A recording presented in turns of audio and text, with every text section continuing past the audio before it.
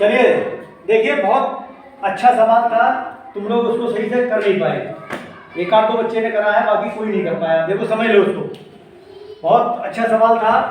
साधारण ब्याज का तुम लोगों को सूत्र बता दिया है हमने, ठीक है।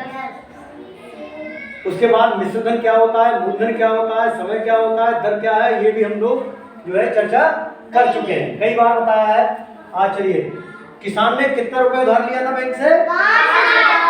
5,000। इसी को हम कहते हैं मूलधन। क्या कहते हैं? मूलधन। जो पैसा उसने लिया था उसको कहते हैं हम मूलधन।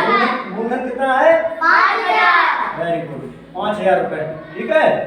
उसके बाद जो दर है, यानी जो प्रतिशत ब्याज लिया था उसने, वो कितना था? वार्षिक ब्याज 10। इसको हम कहते हैं दर। इसको क्या कहते हैं? दर। दर कितनी है? 10%, ठीक है।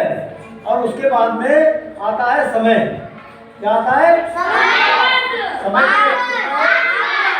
5 वर्ष। समय कितना है? 5 वर्ष, ठीक। साधारण ब्याज का सूत्र हमने बताया था।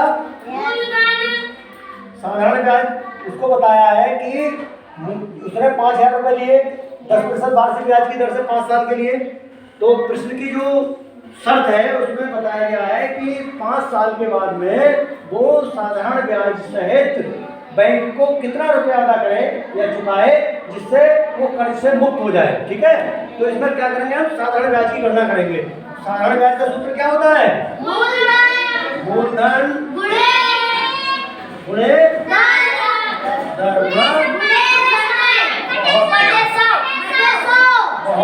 बहुत बढ़िया पढ़े 100, ठीक है, ठीक।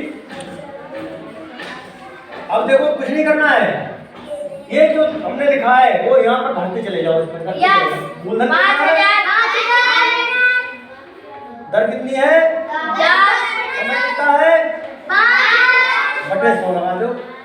अब देखो, हमने बहुत एक सरल तुम्हें बताया था, कोई भी संख्या चाहे 100 हो, 10 हो, 1000 हो, लाख हो, एक के बाद जितने जीरो हैं उसके अगर ऊपर उससे जीरो इसी तरह संख्या मिलती है उनको काट देते हैं, अन्यथा दशमलव लगाना हमने सिखाया था कि इतनी संख्या गिन करके जितने जीरो होते हैं उसके ऊपर सम गुणा भाग करके जो भी है उसके बाद हम उसको दशमलव लगा देते हैं, हमारी संख्या हल हो जाती है, ठीक है।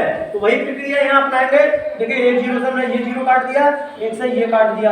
अब ये रह गए 500 रुपए और ये 500 रह गए और ये रह गए 5।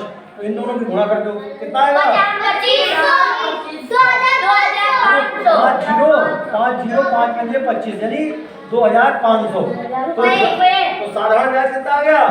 2,500।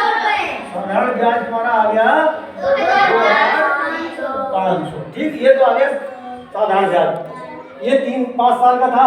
अब वो कह रहा है कि कुल पैसा कितना जमा करना होगा, यानी टोटल में पैसा जमा करता है जिसमें मूलधन और ब्याज जमा रहता है। साधारण ब्याज को कहते हैं मिश्र धन। तो मिश्र धन का सूत्र क्या है? मिश्र धन बराबर क्या होता है? मूलधन प्लस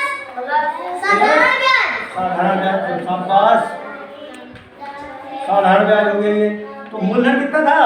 5,000 प्लस साधारण ब्याज क्या था? 2,500। 2,500, बहुत बढ़िया। बराबर कितना हो गया? 7,500 रुपए। ये अगर कोई किसान जमा कर देगा तो वो बैंक के जो कर्जा लिया था उससे वो मुक्त हो जाए।